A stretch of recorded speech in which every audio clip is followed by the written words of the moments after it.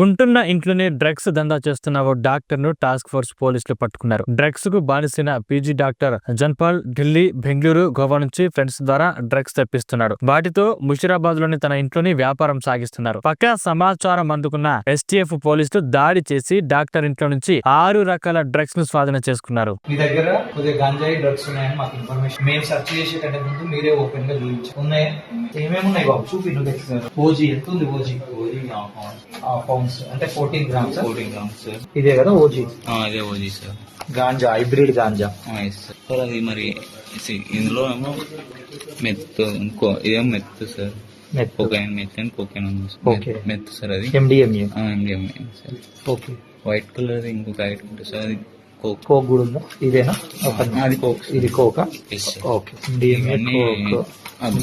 ఇవన్నీ అంటే రోల్ అంటే స్మోక్ చేయడానికి. ఓకే. ఇదేంటిది బాబు? ఇవి టిహెచ్సి గమ్మీస్ సార్.